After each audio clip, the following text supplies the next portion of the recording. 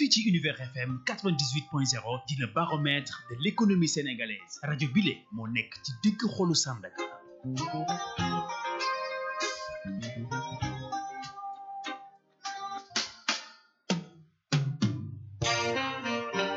seen émission bii di Univers xew-xew di waxtaane lépp luy xew-xew maanaam actualité li xew ci bërëbu liggéeyukaay yi li xew ci biir kër yi li xew ci biir askan wi ba ñépp di si joxe seeni xalaat fii lañ koy waxtaanee ci Univers FM 98.0 altine bu jot lu 16h jotee seen émission Univers xew-xew ngeen ànd ceeg Mariama Camara mu ànd ceeg ay boroomi xam-xam lépp ñu teg ko ci waxtaane li nga xamante ni mooy xew-xew yi am ci biir réew yéen it mën ngeen ci bokk ci bu ngeen defee 33 822 99 55 33 822 99 55 altine bu jot lu 16h jotee fii ci Univers FM 98.0 di le baromètre de l'économie sénégalaise rajo bile moo nekk ci digg xolu Sandaga.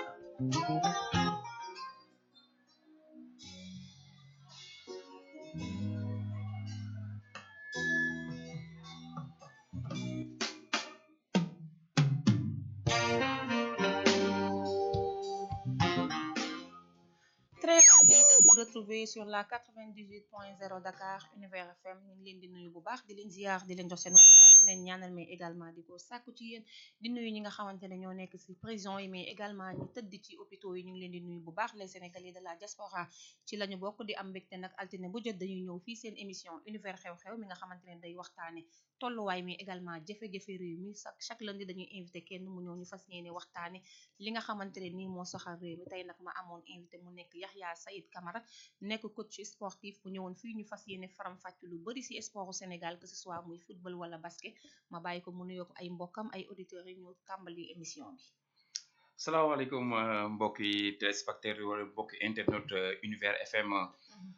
gannaaw bu ñu leen di yow ziar leen donc di am contentement je pense que c'est la deuxième fois ma yegg si fii nii au niveau de Univers FM nekk fii nga xam ne ni moom mooy Touba Sandaga. Univers FM comme ni ma la ko waxoon sànq Univers FM dafa nekk chaîne boo xam ne ni kenn ko présenté fii ci Sénégal ak li ko wër. parce que dafa am ay ndaw yoo xam ne nii yu mucc ay yoo xam ne nii mën nañu ñu def te bëgg nañ ko te ñu ngi koy doxal baax a baax waaye tamit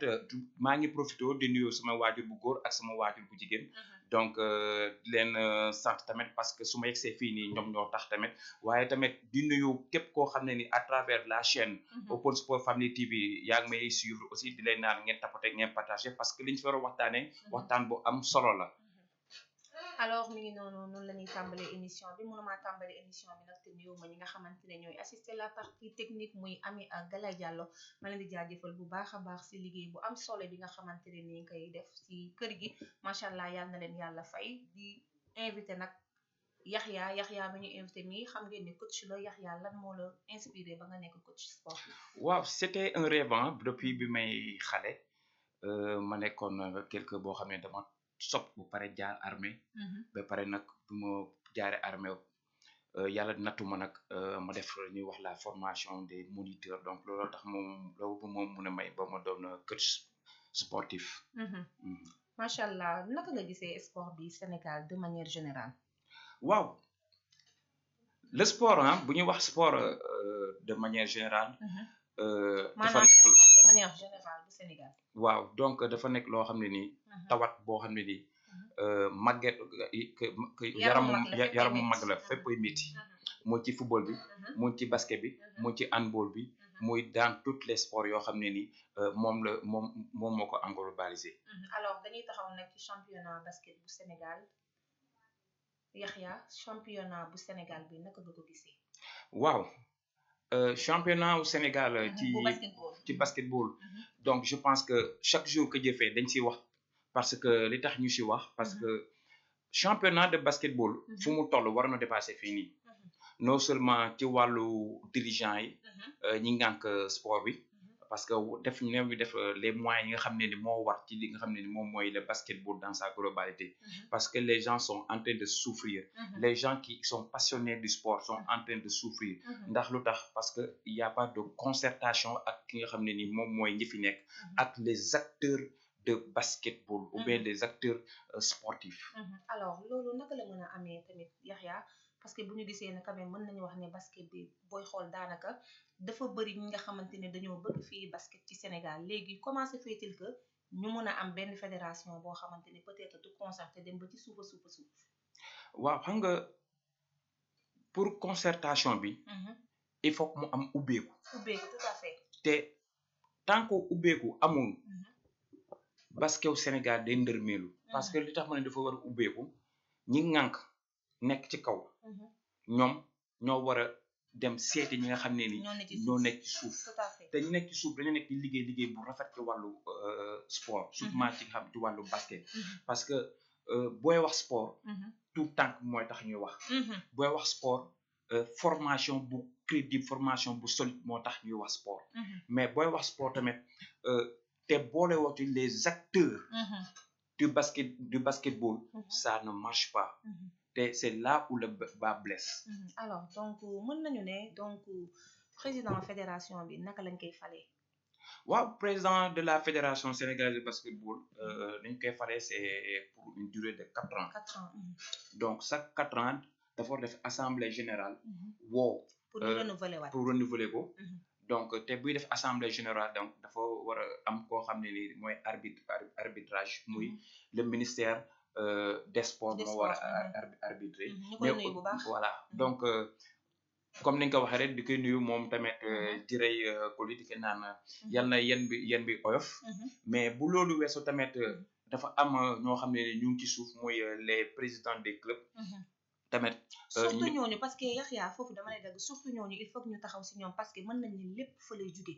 ci club yi lay jóge parce que tey bu ñu mënee am ñu rappelé wu tuuti ku mel ni Mame Jojo buñ ko mënee am sur le plan international il faut que ñu wax Dakar Université Club parce que fa la tàmbalee fa la sokkeekoo fa la évoluer ba Sénégal mun ko xam donc naka la ñuy def ba sport local bi surtout ñu mun ko relever waat bu baax parce que quand même nag Yaxya constaté nañu que Sénégal côté homme comme femme gëj nañoo jël coupe d'Afrique te amoon na année yoo xamante ne je pense que xale jigéen ñi dañ doon tegli di jël Afrique on se rappelle de coupe d'Afrique autant pour moi on se rappelle de Mborika Fall ainsi de suite ñooñu ñëpp joué nañ fi jaax nañ fi wax dëgg yàlla def fi parcours bu am solo léegi nag man sama question mooy naka la Sénégal def ba chuter malgré que ñi ngi jéem parfois dañuy dem ba final mais coupe bi moom wax dëgg yàlla Yaxya gëj naa ñëw ça fait des années. waaw li nga wax ni dafa nekk loo xam ne ni dinaa ci mën a tontu parce que lépp loo gis rek liggéey la liggéey te suuf yëg ci kaw donc néew moo ñi fi nekk néew ñu liggéey ñu ngi liggéey mais dafa tuuti dafa des parce que li tax Sénégal mënul am mënul yegg fu mu yegg c'est parce que ñi fi nekk néewul ñu amuñu esprit d'ouverture mën a xajal ñi fi ñeneen mën a dugg ci seen biir mën a xool naka la ñu mën a développer li nga xam ne seen compétence aussi voilà surtout ça donc il y a des jeunes yoo xam ne ñu ngi fii au Sénégal te jeunes yooyu noonu tey jii nii dañoo bëgg li nga xam ne moom mooy basket te chaque jour que Dieu fait tamit dañuy fëgg ci buntu la fédération sénégalaise pour mën a yegg si mën a dugg ci kii bi mais n'empêche que la fédération sénégalaise de basketball dafa tëj ay buntum parce que dafa am benn groupe bu restreint donc liggéey bi nga xam ne ni war nañ ko liggéey ci suuf mooy moo ni ma ko waxee la petite catégorie surtout donc si on a une forte petite catégorie donc on aura donc benn équipe boo xam ne des champions demain voilà des champions demain ça c'est une évidence voilà c'est ça donc loolu laa ci am lu ma ci wax par rapport mën ngeen wootee si 33 822 99 55 yéen aussi ci émission bi ngeen bokk bu ngeen amee benn question boo xamante ne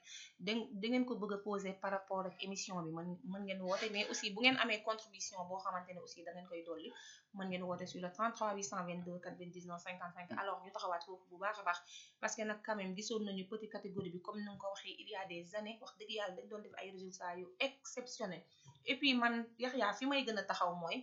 man lu ma mënul comprendre Sénégal c'est un pays de basket ñu waxante dëgg le Sénégal est un pays de basket jeunes yi dañoo bëgg basket xale yi dañuy basket di basket ba guddi mais pourquoi duñu yéeg est-ce que aussi amul lu leen di baare comme ni nga ko waxee lii léegi mais dañuy gën a wàcceewaat affaire bi pourquoi maanaam jeunes yi ngay gis ñu nekk ci koñ yi peut-être nekk ci yenn terrain yi nga xam ne ñii am nañu talent yow da nga leen di gis nga xam basket nga xam ne am na talent pourquoi jeunes yooyu duñ leen may seen chance lan moo tax jeunes yooyu mënuñu leen jël former leen yóbbu leen au devant de la scène parce que ñun ñëpp xam nañ ni que certes que équipe nationale am na ay champion mais parfois nga gis benn xale si koñ boo xamante ne mu nekk minime basket wala mini wala cadet nga xam ne kii suñ ko récupérer former ko comme ni ñu def Sadio Mané demain mën na dem jouer NBA pourquoi loolu manqué pourquoi duñu recruter talent yi. waaw je pense que démb jot nañ si waxtaan après le match du Sénégal ak ñi nga xam ne ñu leen di féliciter bu baax équipe nationale bu Sénégal di leen féliciter comme ni nga ko waxee donc diggante le Sénégal ak ki nga xam ne moom mooy Congo muy match bu neex mais après boobu def nañu live boo xam ne ni c'est un peu tardif mais ñuy wax ci ay plan yoo xam ne ni yu comme ni nga ko waxee léegi positif yoo xam ne jàpp nañ ne buñ ko tegee sport bi dina jëm kanam parce que mooy li ma wax il faut qu'il y ait benn politique boo xam ne ni dañ ko def sur la petite catégorie te la fédération sénégalaise de basketball a besoin d'aller vers ces jeunes-là mais ce ne sont pas ces jeunes qui doivent venir vers la fédération sénégalaise de basketball parce que foofu du mën a dog parce que bu dee jeunes yi ñoo dem envers ñoom sax duñu am opportunité pour gis leen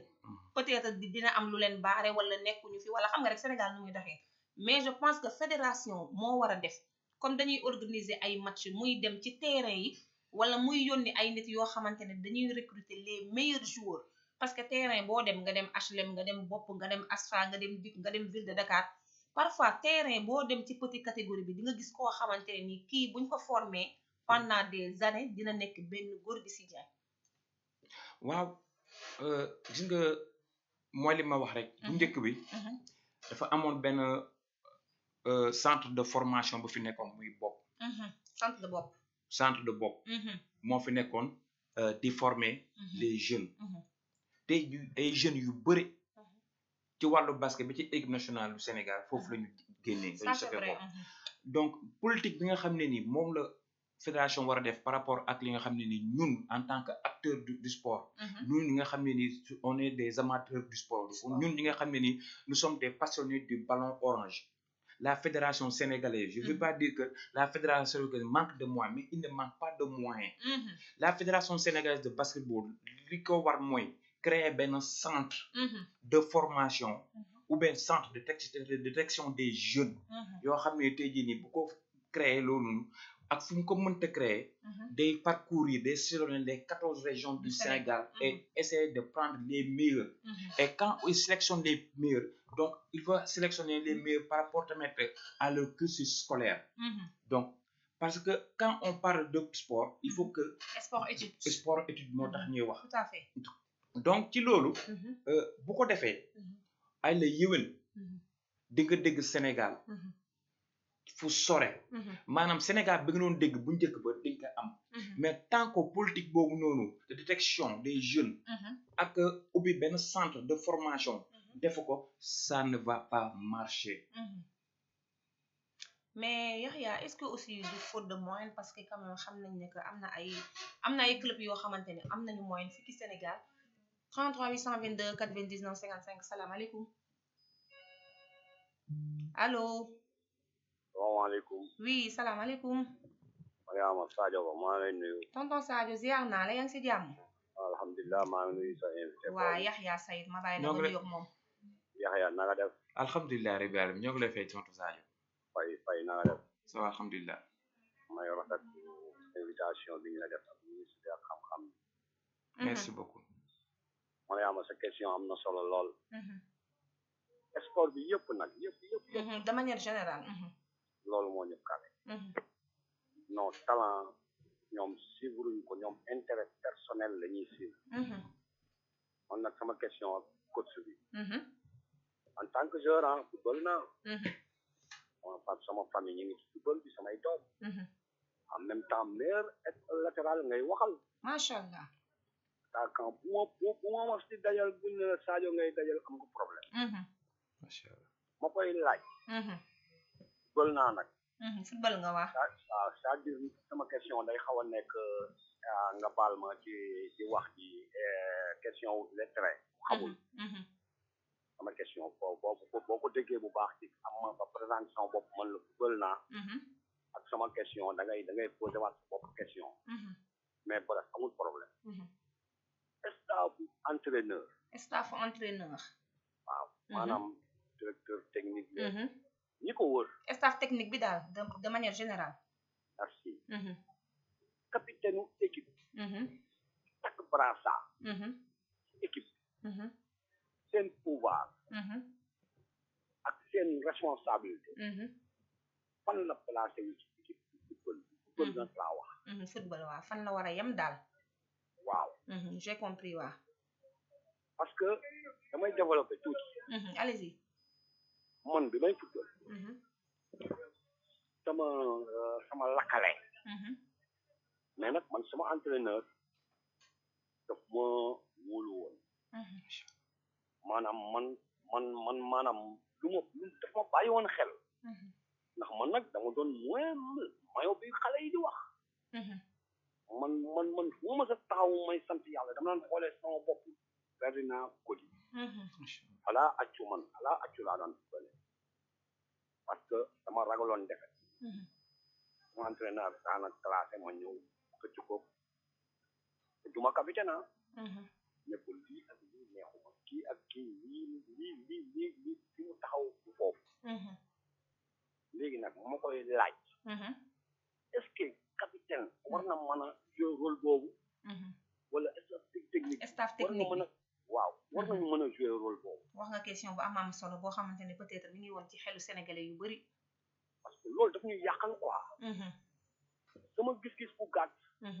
avant mu may tontu. yow da nga gis ne que loolu daf ñuy yàqal su fekkente ne am na su fekkente ne ñoom am nañu responsabilité boo xam ne mun nañ ko jël envers le coach loolu daf ñuy yàqal.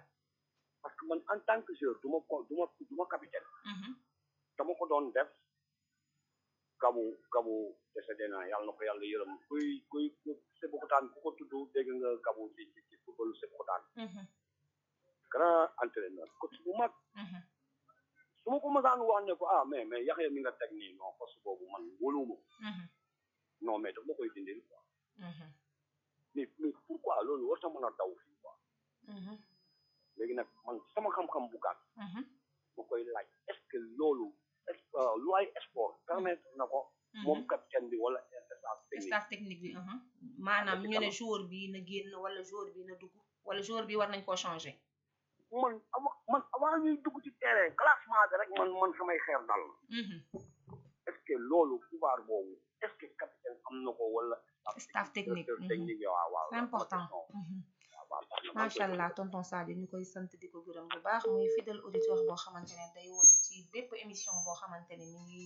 daw fii ci Univers FM 98.0 Dakar ñu koy sant di ko gërëm alors Yaxya sur la question je pense que ñoo ko déggandoo nee na staff technique bi wala aussi capitaine bi est-ce que am nañu décision yoo xamante ne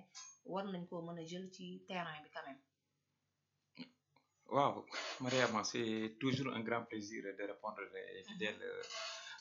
auditeurs à travers Univers FM donc 98.0 di rafetlu dëggu bi. Je peux dire que gis nga quand on parle de sport nit ku nekk dafa am rôle boo xam ne moom nga war a jouer. tout à fait te ci biir rôle yooyu noonu nit ki waroo dépasser ce rôle dem di liggéey li nga xam ne moom mooy rôle jàmm. tout à fait le coach reste un coach. Le directeur technique reste un directeur technique. Le staff technique reste le staff technique. Le joueur reste un joueur et le capitaine reste un capitaine. Le capitaine n'a pas le droit de se mêler li nga xam ne moom la coach bi di def wala li nga xam ne ni moom la staff technique bi di def. moom en tant que capitaine dafa am un rôle bien déterminé boo xam ne dina ko jouer vis-à-vis ak ses coéquipiers. maanaam y a certaines consignes. capitaine bi moom moo koy doxal ci biir terrain bi et en dehors du terrain. donc il doit pas dugg ci li nga xam ne ni moom mooy domaine le coach. te problème yi nga xam ne ni moom la ñuy gis mooy un capitaine d'équipe qui veut être capitaine en même temps coach. te loolu baaxul ci équipe. Le capitaine d'équipe doit être un organisateur. et un modérateur. donc loolu la ñuy xaar ci capitaine. mais capitaine waroo nekk seetaane benn. c'est important. capitaine dangaa war a am esprit. d'ouverture. et et de rassemblement être rassembleur un rassembleur mais aussi boo weesoo rassembler bi ngay rassembler da nga war a am benn cohésion boo xam ne da nga ko war a incarner ci biir terrain bi mais maanaam entre vous et entre le staff technique parce que le capitaine waru yem ci capitaine mais aussi di nga gis yeneen rôle yoo xam ne maanaam un problème entre joueur et le staff technique yow en tant que capitaine nga dem ko dox loolu noonu pour jàmm mën a am c'est important donc loolu laa am li ma ci wax par rapport ak question xaw ma ndax am tontu naa ko wala tontu moo ko lu leer voilà parce que man je ne suis jamais musuma doon capitaine waaw donc xam naa ni mos bëggee capitaine laa donc man maay capitaine sama capitaine boobu am na solo tontu bi am na solo bu baax a baax Yaxya mais xam naa ne tonton Sadio Ba incha allah su fekkente ne comprendre bu baax rek mën na defaat le 33 822 99 55 ñëwaat poser question wala sinon somaté beneen question boo xamante ne bëgg na mu gën a leeraat bu duggee rek incha allah dinañ ko leeral bu baax a baax alors ñu nekkoon ci championnat basket bu Sénégal niveau bi Yaxya dafa yéeg wala dafa wàcce par rapport ak quand je dis niveau man damay mesurer par rapport ak Aly Ngouille Niang je pense que xale nga woon sax mais quand même archive yi des na fii ay ñoom Mbërika Fall entre autres ay joueurs yoo xamante ne dañ doon taxaw rek Gorgui Sy Dieng aussi mën nañ koo citer parce que moom tamit wax dëgg yàlla def na carrière bu rafet donc ñooñu ñëpp est-ce que joueurs yooyu la ñu amaat ba léegi nii wala est-ce que joueurs yi ñoo gën a aay mais xam nga parfois comme je dis que mën nañu am joueurs yi gën a aay te duñu egg fu ñu la eggoon léegi nag man question boobu moo ma jaaxal man damay gis ne que am nañu ay joueurs yu am talent mais ñële fu ñu eggoon ñoom mënuñu fa egg léegi joueurs yooyu lan moo leen bloqué ba mënuñu egsi ci niveau boobu waaw soit que peut-être que ndax niñ leen di sélectionner moo baaxul wala lan mooy problème bi waaw le basket a perdu son illustre tentante le basket a perdu li nga xam ne ni moom la amoon cër boobu noonu que ce soit ce que soit à l'international et ici au Sénégal sur le plan national et sur le plan à l'international donc le basket a perdu parce que booy xool ñi nga énuméré ki nga xam ne ni moom mooy coach Aly Ngouille donc manqué ñuy de passage parce que léegi nii dugg na ci live moi je l'adore wax ko moi je l'adore wax dëgg yàlla parce que quand même Marius Ndiaye man yàgg naa dem di seetaan match Aly Ngouille boobu xale laa nekkoon parce que nag man je suis fan de basketball man basket mën na ma yóbbu ba États-Unis ma koy seetaani wax dëgg yàlla ñu koy ñaanal yàlla na ko yàlla may gudd fan mais aussi Aly Ngouille nag dafa war a ñëwaat ci terrain bi peut-être que mu diriger benn club wala dara mu ñëw mais Aly Ngouille tamit dañ koo gën a gis Yaxya waaw Aly Ngouille je peux dire que Aly Ngouille Niang moom kenn ko présenté fii du Sénégal il fut un international ba pare dafa nekk kenn koo xam ne ni il est très effacé mais su ma nee il est très effacé maanaam doo ko dégg ci lu ñàkk fayda je le dis pas pour perdre mais dafa nekk loo xam ne moom laa gis si moom Aly Ngouille Niang je pense que man bi ma koy xam c'était bu muy yor la deuxième division de l'ASC Ville de Dakar ci côté góor mu liggéey ak ñoom une première année mu dem ak moom ba demi-finale ba demi-finale ñu daal di koy dóor mu wàcc encore en D2 ci deuxième année bi mu xeex ba qualifié loolu li nga xam ne ni moom mooy l'ASC Ville de Dakar en D1 te je pense que final boobu sax moom ak GIA ñoo ko joué woon Gendarme Dakar ñoom ñaar ñoo ko joué woon ñoom ñaar ñoo tamit ñoo yëgandoo en D1 mu continuer de cheminer ak booy en première année pour une première fois équipe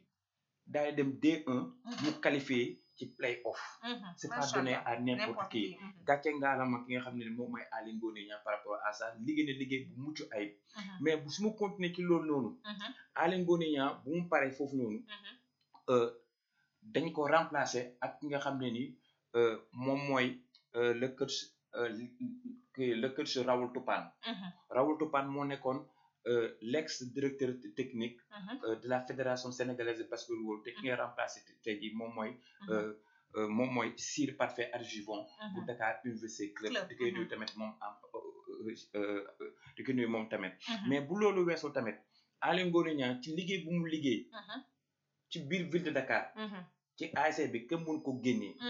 parce que bu ñuy wax ASC ville de Dakar mënuñu wax te dañu tudd ki nga xam ne ni moom mooy Aly Ngouille Niang vraiment mënuñu wax te duñu wax liggéey colossal bi nga xam ne ni moom ak Ahmed Camara ak le staff technique def nañ ko ba tey jii nii mu nekk foofu noonu mais ren la jógee fi nga xam ne nii moom mooy ASC Ville de Dakar ci wàllu góor yi mu ñu jox ko jigéen ñi mu nekk adjoint bi macha allah donc moom mooy adjoint ASC Ville de Dakar ci wàllu jigéen yi ki nga xam ne ni mooy Khadim Fam nekkoon fi tamit adjoint ki nga xam ne ni moom mooy Kër Su Tafa ak kii di Ousmane Diallo di Ousou Bondé donc ñoom ñoo yor li nga xam ne mooy ASC Ville de Dakar ci wàllu jigéen ñi mais tamit aussi di liggéey bu remarquable macha allah donc je peux dire que ASC Ville de Dakar ci wàllu jigéen ñi ngeen baal ma on n'est pas là aussi donc pour faire voilà non dañuy waxtaan rek parce que aussi bu ñuy waxtaan parce que aussi bu ñuy waxtaan il faut que ñu wax que équipe yi nga xamante ne ñi ngi développé ñi ngi nekk au devant de la scène équipe yi nekk en voie de développement nekk ci digg bi dañ leen di tudd mais aussi équipe yi nga xamante ne ñi ngi si ginnaaw comme ça ñu nekk deuxième division wala yéeg première division il faut que ñu wax loolu yëpp parce que ñu mën a waxtaane le basketball sénégalais parce que wax dëgg yàlla bëgg naa wax dëgg yàlla yeneen match yi Coupe d'Afrique bii di ñëw prochain xam nga bii dañ ko perte gis nga niñ ko perte dañ ko perte si góor perte ko si jigéen te bëgg nañu wax dëgg yàlla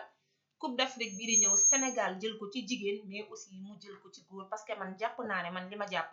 Sénégal am nañu performance yëpp pour jël Coupe d'Afrique surtout jigéen ñi parce que Yaxya gis nañu bii pas Sénégal dem na ba final moom ak Nigéria premier carton je pense que Sénégal moo dominé deuxième carton Sénégal moo dominé comment se fait-il que ñële ñëw si yeneen deux cartons yi dóor Sénégal yóbbu Coupe d'Afrique bi loolu moo nekk loo xamante ne daf ñoo xaw a jaaxal loolu sax wax dëgg yàlla ñu fas yéene waxtaane nag sport bi aussi de manière générale di leen wax ne que dinañ ci laal tuuti football aussi football bi mënuñoo ñàkk bañ a wax parce que parenthèse boo xamante ne la dañ koo war a tëj donc il faut que ñu wax ci bu baax a baax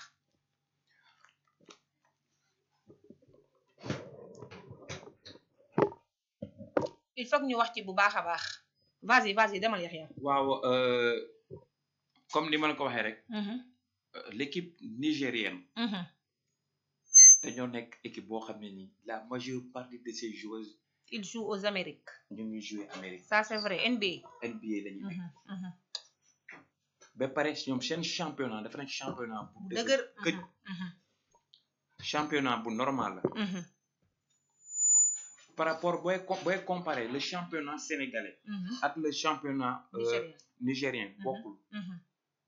ñun suñu championnat amateur lañu on n'a pas un championnat professionnel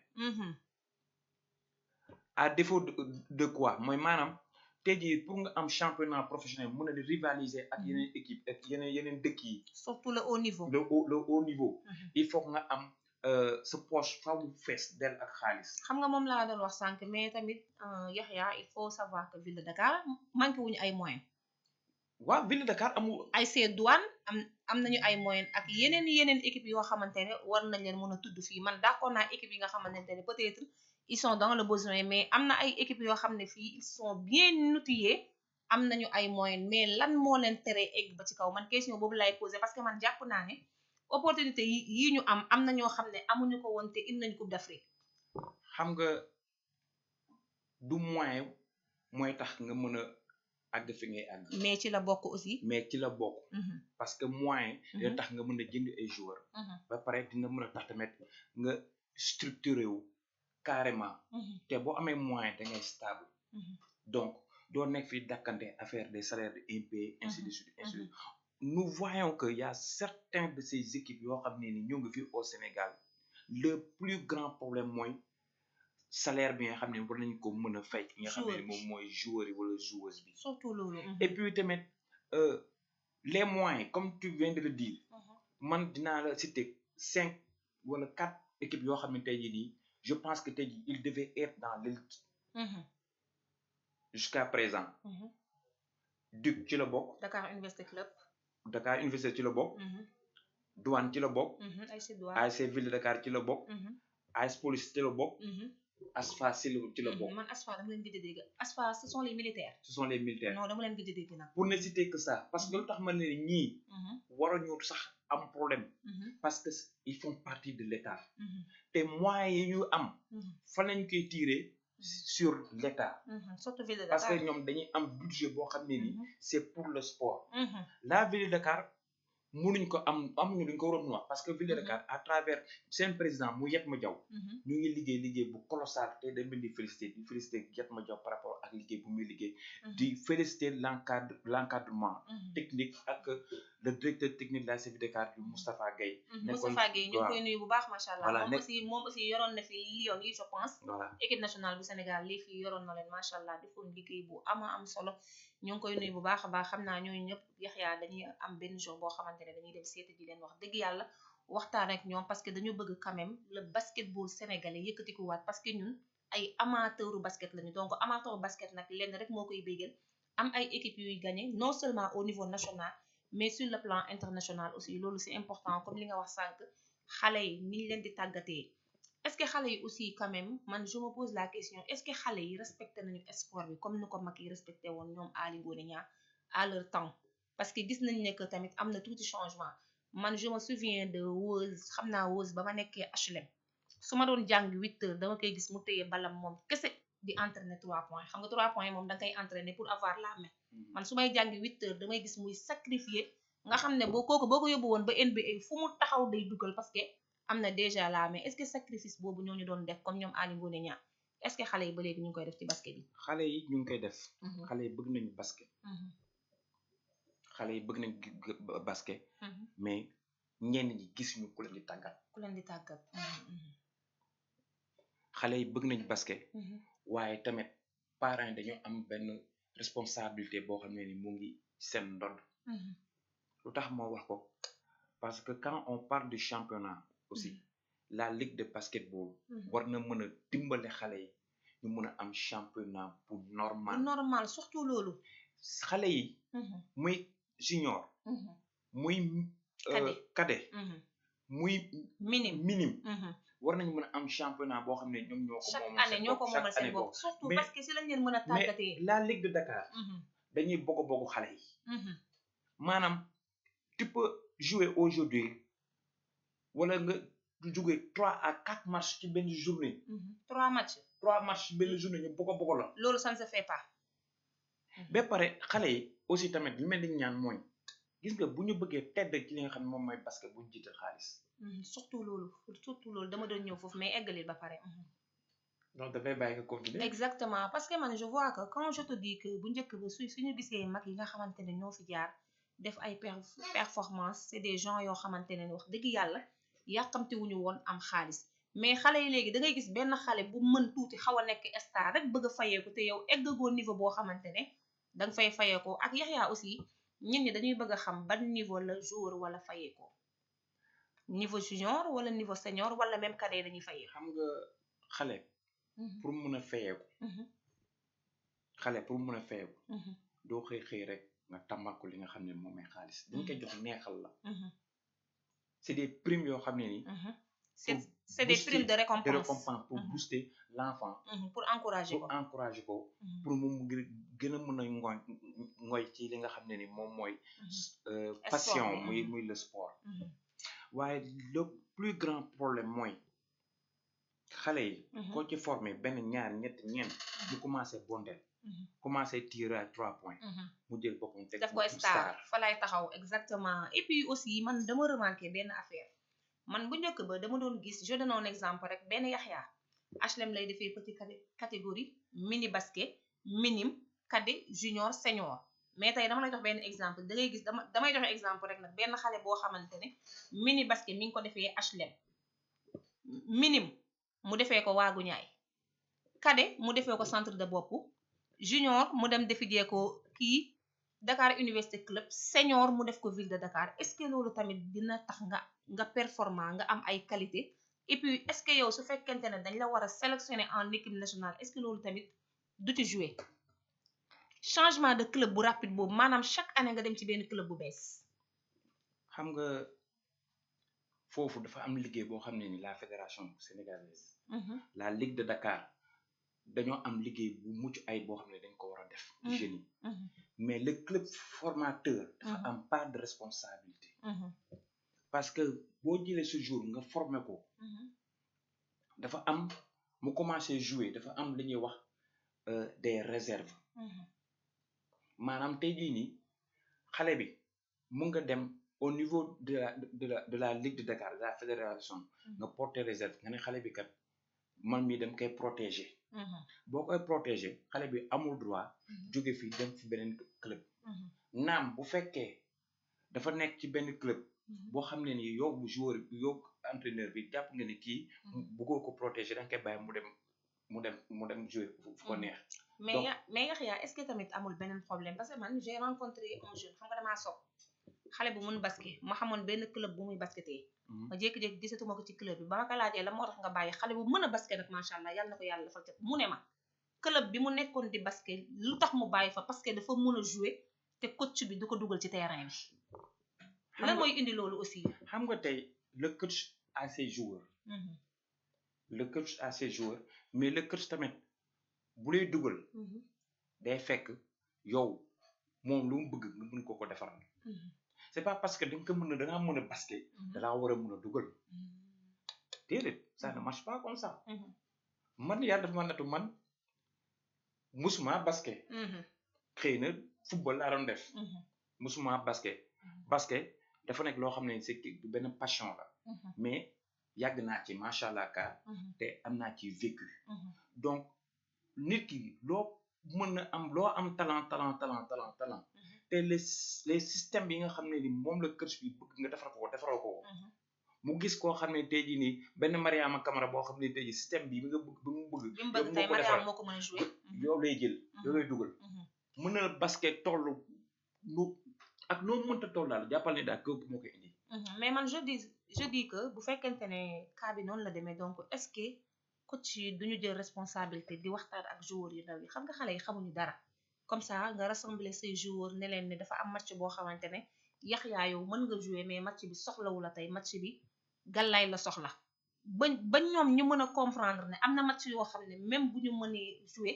circonstance bi du leen imposer ñoom ñu dugg seen morom la ñuy war a jël nga tàmmal ko xale yi parce que xale yi aussi dama jàpp ne réalité yooyu xamuñu ko ndax ku taxaw ne la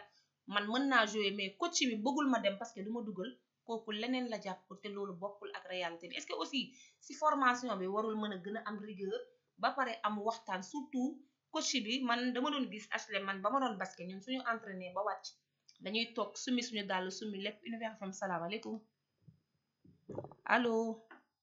question léegi dafa question bi nga ko posé nii. waaw. danga ma tontu. dama laa tontu. coow bi ngi ne woon kon. waaw parce que donc li ma bëggoon a jëm. xam naa lu waay sport. nee naa la football naa. kon li ngay posé am na lu ma ci xam. waaw mais boo gisee ma jaare foofu. loolu dafa kale suñu équipe bi ba suñu équipe nationale bi. parce que ni ñu ko wax léegi bu fekkoon ne amoon nañu yoon yu mel noonu. di ko waxtaane ci suuf. waaw li ñu dal parce que sérieusement parler man sportif la du ma jéngal entraîneur. bon défaite bu ne am naa ko victoire bu ne am naa ko. kon man awma droit di waxee ni supporter di waxee. tout à fait. waaw mais suñu entraîneur bi changement yi mu def. ñu xamul dara ci football sax musuñu solum godaas. dañ la koy critiquer te doo ko dindi. wallaay man mii sax def naa ci ay critique te ndeysaan xaw ma bu dul teg bal dóor. donc yow xam nga yow ni la defe ci jàppee ni ma defe ci jàppee du bokk quoi. parce que man dama football. yow amateur nga. voilà léegi nag yow li question bi nga ko posé nii noonu la waroon demee. demeewul noonu. suñu dëkk bi suñu xale yi talent kese moo fi. wallaay. du ci basket bi du ci football bi.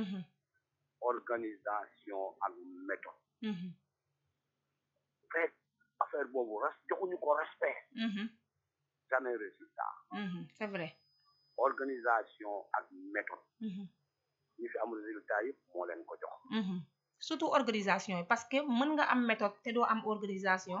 nga raté mais soo amee méthode am organisation forcément da ngay dem. mooy ndey ji.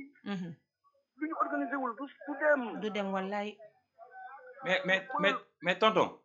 waaw tonton xam nga li ñuy wax la communication. communication waxtaan. la communication est primordiale. dans une équipe. ci équipe. donc gis nga fépp foo xam ne nit nekk na fa. dafa war a mën a am waxtaan. tout à fait te quand bu ñuy waxtaanee dina tax yow mi nga xam ne nii. yow le pratiquant di nga am temps pour mën a yeddaat sa bopp xam ne yow newoo ci yoon bu baax te ce qui manque dans notre équipe li Mariama wax ni par rapport à ça man su ma amoon li ma ci wax mooy nit ñi duñu waxtaan ak seen ndaw yi surtout joueurs yu ndaw yi xamuñu dara nit ki boo ko yoree parce que dafa am li ñuy wax la psychologie diggante ki nga xam ne ni moom mooy xale bi ak yow mi nga xam ne ni yow yaay entraîneur bi yow mi nga xam ne yow yaay entraîneur bi yow xale bi da nga war a jouer ci ay sentiment wu xale bi pour mën ko am pour mu mën ko def un joueur de renom un joueur boo xam ne bu professionnel ma wax la benn anecdote bu ma dundul Ndar Pape Malal Gorbel Diagne yàlla na ko yàlla yërëm allahumma amin fekk naa benn match Linguère bu ma juumul Linguère ci ñu doon bëllal dal xel pare que il paraît que mais gis nga bi mu duggee ci biir joueurs yi mbalak bi mu doon def maanaam ni ñu doon wëree joueurs yi di leen mbalak léeg-léeg mu mbalak la ba nga ree kontaan pour wàccee pression bi waaw bu xëcc sa nopp dee la ne la gaynde nga de ndar nga de dalay kañ dalay kañ xool stade bi ni mel mais gis nga boy biñ duggee mais beneen xadar nga gis tout à fait am na benn paa bu fi nekkoon bu ñu koy wax Pape Bekaay Diop kooku saa yi keroog ñu ngi teg benn émission maa ngi nuyu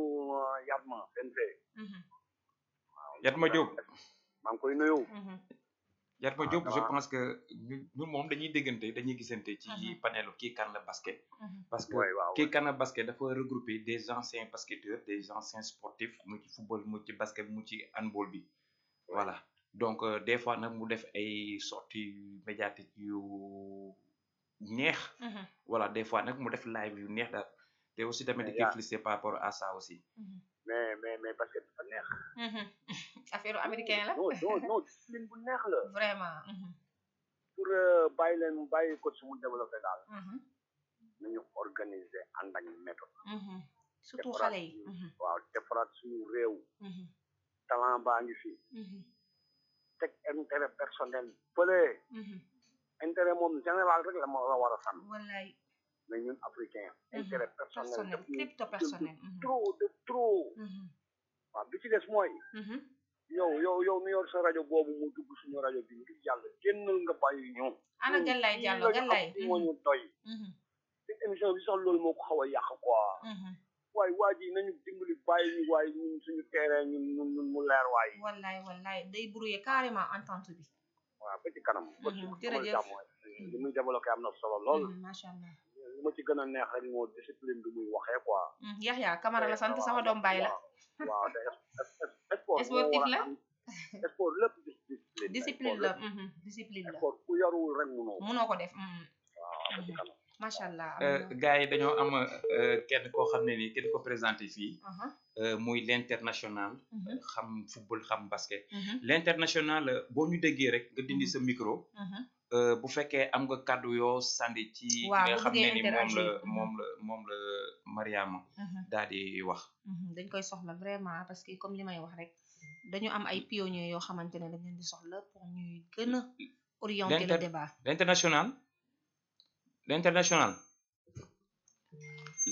l'international waaw def ko haut-parleur ba ci micro bi waaw non téléphone ngay jël waaw alhamdulilah alhamdulilah ñu ngi lay nuyu ziar maa ngi door nag dabe si émission bi di rattrapé di dégg ngeen di wax si wàllum basket sport ak jeune waaw mu doon tamit waxtaan bu am solo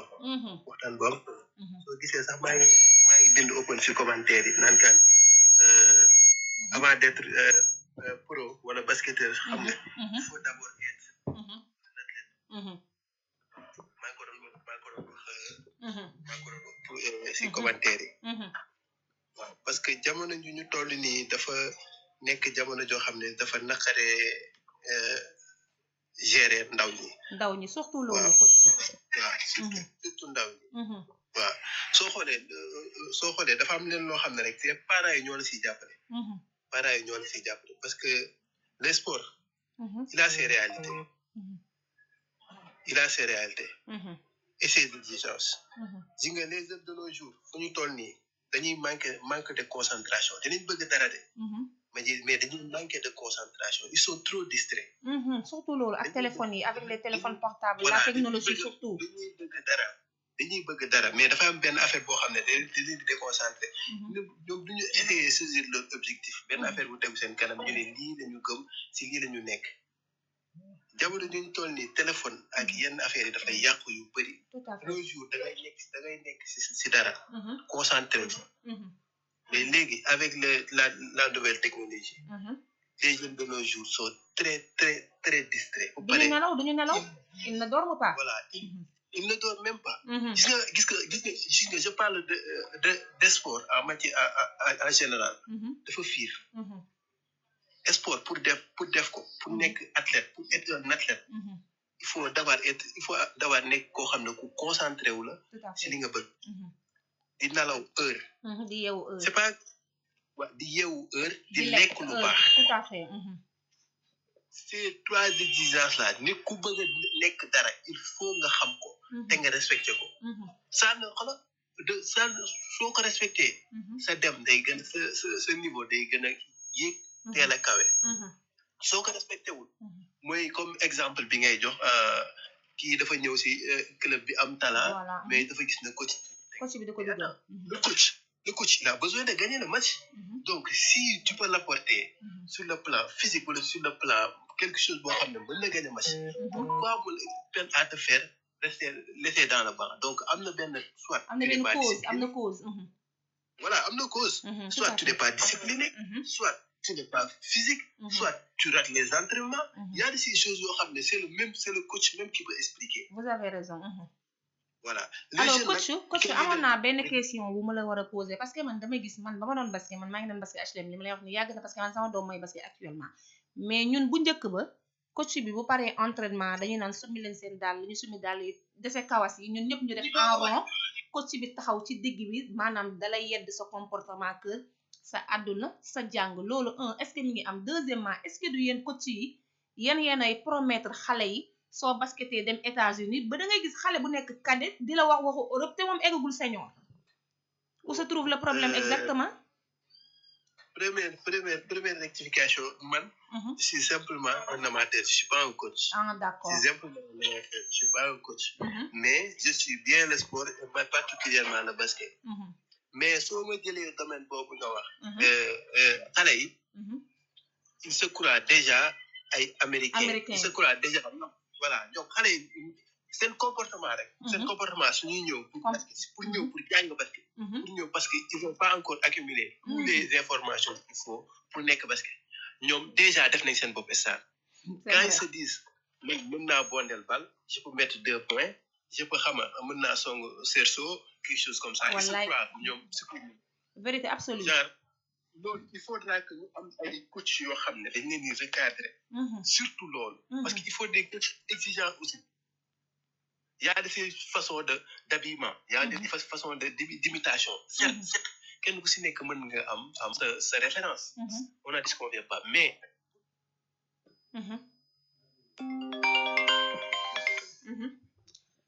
xam naa ne coach mi ngi.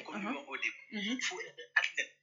il faut te reposer il faut prendre en conscience li ngay def. xool tes manquements li nga manqué nga xëy di ko travailler. sans pour autant coach di la wax ne dafa lii manqué nga lii. tu sais que tu pêches à marquer des paniers faciles. jëlal sa balle avant heure entraînement bi tu vas tout seul au terrain di jéem a essayer di def loo xam ne coach bi sax nekk fi. loolu laa doon wax yàlla c'est ça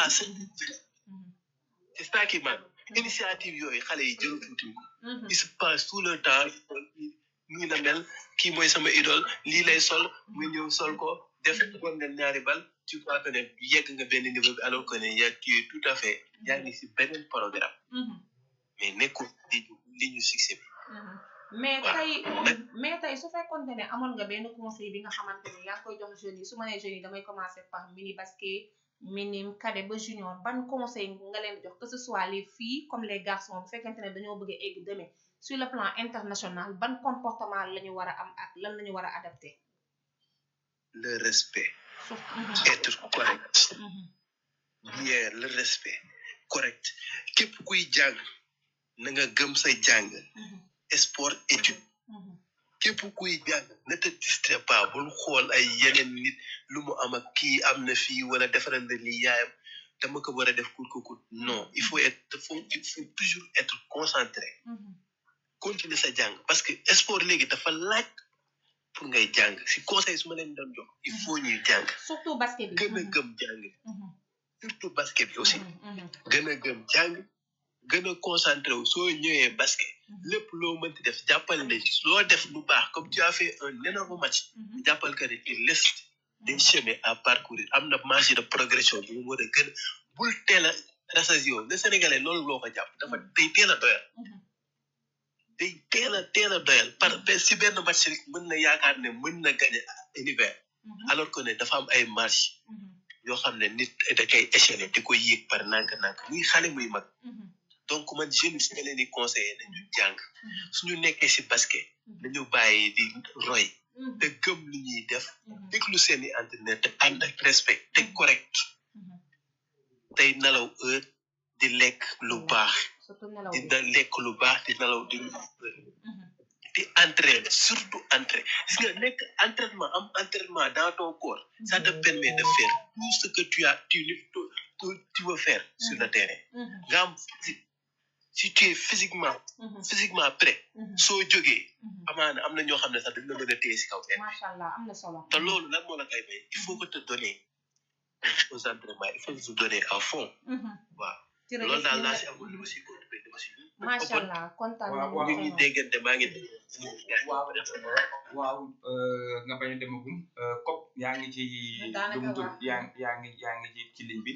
mais xam naa damay bàyyi tuuti balaa ñu ñëw ci yow COP ñu ñëw ak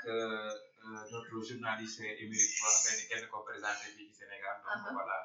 di Mariama Kamara sama doomu baay bi voilà donc Mariama ko Yaxya mu ngi noonu vraiment mu wax lu am solo parce que ci question boobu laa nekkoon yàqamte bi et puis alors pourquoi les jeunes basketteurs surtout les petits niveaux bi pourquoi ñuy jël ay exemple ci ay américains non man tey su ma nekkee sénégalais nekk xale bu góor nekk ndaw su may jël exemple si góor gi si Dieng laa koy jël wala Aly Ngouille Ndiaye wala keneen ak keneen parce que nous avons des champions yoo xamante ne dañoo war a roy si ñoom mais moom wax na ko léegi xale yi déjà bu ñuy jóge seen kër man je me dis que seen habillement correctul parce que seen tuba yi dañ koy wàccee te fan yi nag dañoo génnee ay tuba yu gàtt yi aussi coach yi war nañ cee wax parce que tuba yi day gàtt lool te surtout xale yu jigéen ñi dañoo xaw a jongoma il faut que tuba yi di xaw a wàcc tuuti ndax basketteurs yi moom man surtout yu jigéen ñi moom yàlla moom dafa am lu mu leen may spécial léegi nag tuba yi nay xaw a wàcc tuuti mu xaw a correct parce que quand même sport kenn du ko foowee sport c'est boo bëggee yegg ci haut niveau dafa am benn comportement boo xamante ne danga koy am vraiment ñu koy sant di ko gërëm bu baax a baax xam naa Yaxya su fekkente ne da nga am ci li nga bëgg a ñëwaat rek parce que daanaka émission bi léegi mu jeex te dama bëgg équipe nationale bi parce que moom dafa wax lu am solo moom nee na joueurs yi dañuy teel a relâché loolu moo ñu dal ci équipe nationale bi parce que ñun ñëpp ba ñu amee 2-0 man damaa fay sama téléphone ne Sénégal gagné na ci saasi ñu wàññi score bi 1-0 égaliser gagné loolu aussi il faut que ñu wax ko loolu la ñuy tëjee émission bi mais en attendant soo amee lu ciy sànni rek parce que moom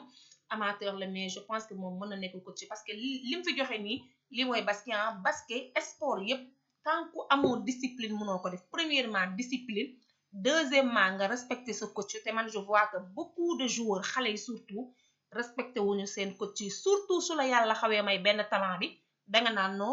budul bopp day nekk ville de Dakar bu nekkul ville de Dakar dafay nekk kii nu mu tuddati beneen ASC donc du coup xale yi il faut que ñu ressaisir xam ne tey jii balaa ngay nekk international da ngay commencer ci fu ndaw foofu nag yar moo la fay teg wax na lu am solo aussi muy ponctualité parce que man duma am ñaari joueur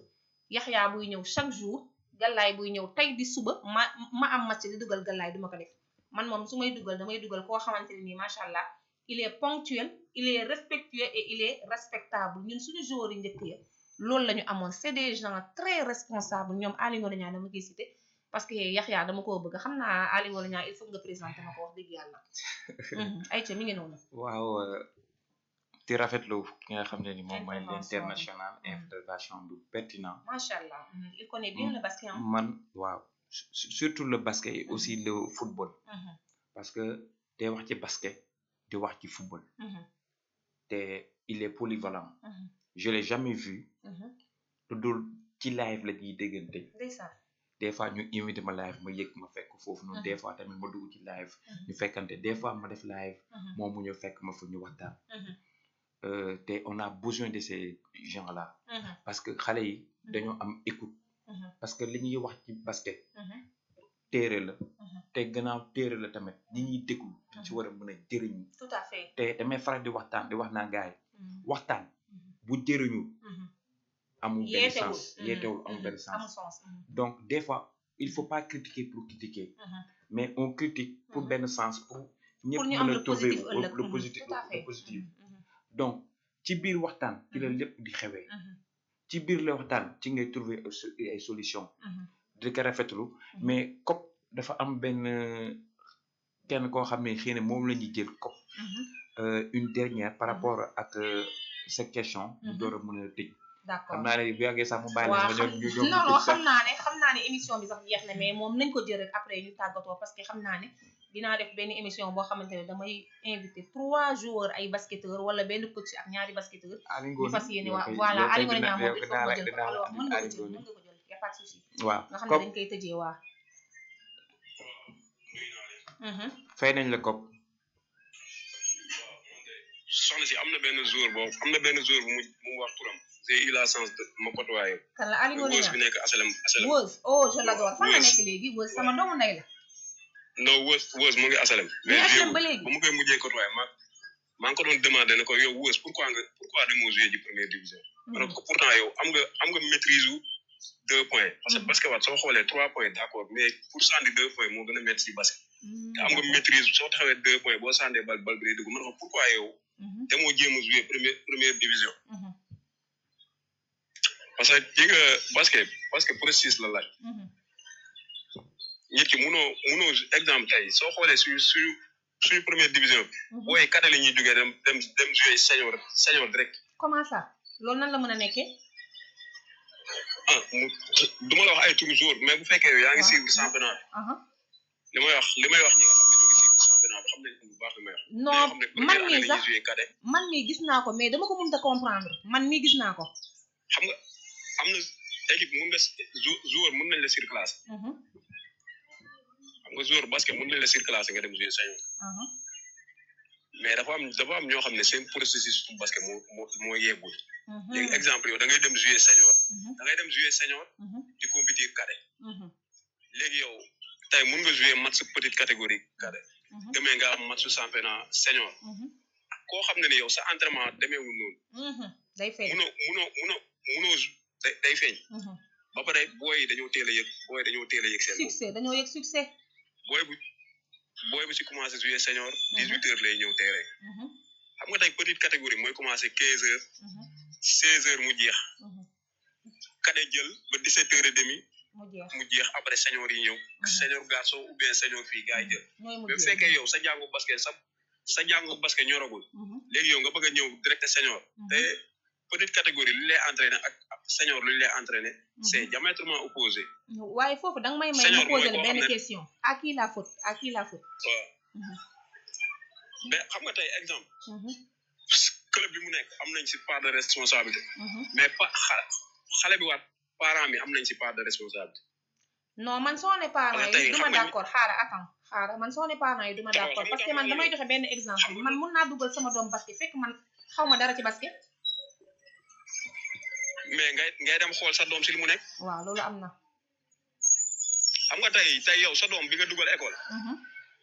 pourtant yow am na ñoo xam ne dañuy dugal seen doom école pourtant jànguñu école ça c'est vrai mais dañuy dem xool seen doom localité école bi muy jàngee dem toog ak professeurs yi waxtaan ak ñoom professeurs yi dinañ leen wax loo xam ne ni ñoom xamuñu ko seen doom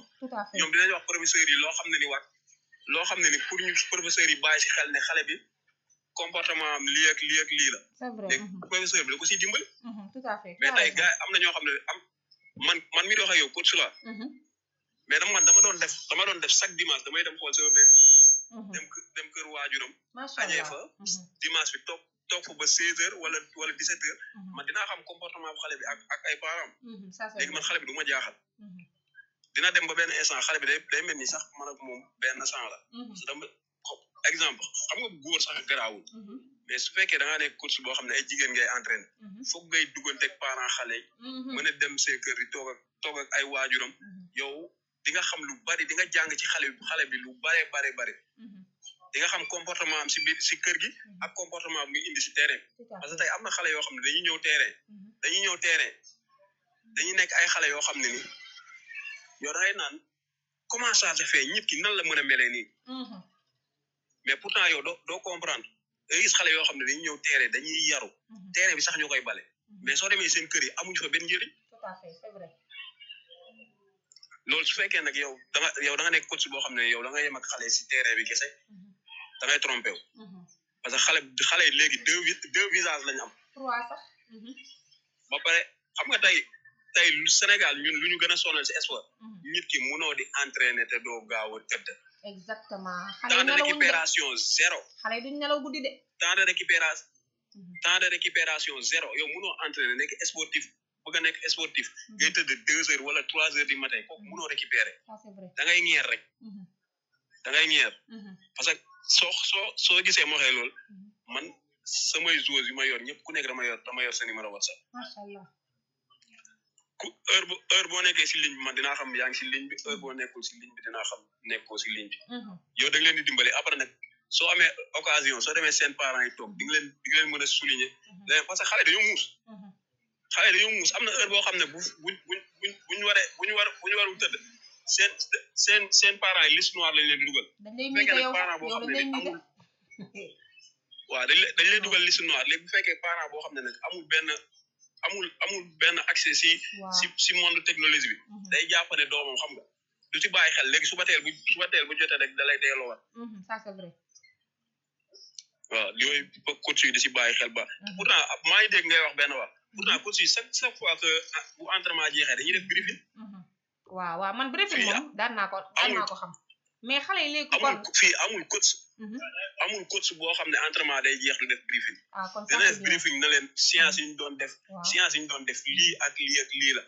bu waxtaan ak ñoom si côté basket delloo si leen mais xale yi si boppam ñoom ñoo nangatul xaar ñoo nangatul xaar si boppam c'est vrai parce que xale yi jouer rek lañ bëgg te nit ki balaa ngay jouer nga mën dara yow da ngay am benn cousine exemple mu nekk si benn club bi jël exemple cadet fii nga ne non man kii jël na cadet fii mu fexale ba iri la nga ñëw si club boobu yow da nga ñëw si club boo xam ne da nga fekk benn base bu fa nekk léegi da nga bëgg a ñëw rek boo duñu bàyyi seen base waaw yow nga ñëw si club boo xam ne waaw yow nga ñëw exemple tey yow nga jugee benn club ñëw ville de Dakar ne da ngaa war a bokk dañ laa war a convoquer si 12 yi mënul nekk parce que coach bu nekk dafa am façon de travail léegi nag jour bi après day nekk si mbedd bi naan non man mën naa basket coach bi du ma nangu dugal man basket rek taxul nga basket parce que avant tout système de jeu la système bi coach bi lu mu la bëgg soo adapté wul système bi soo munul daw si ay sement munoo wax ba dugg si bi terrain bi parce que sement de jeu bi jour bi pourtant Sénégal am na ay boy yu am talent mais dañoo munul jouer système léegi nag koo xam ne ni moom comprendre lu ci côté basket day taxaw fa leen ne coach bi non dafa bañ joueur bi bëggul dugal joueur amul coach bu bañ joueur amul coach bu bañ joueur booy ñoo yàqamti rek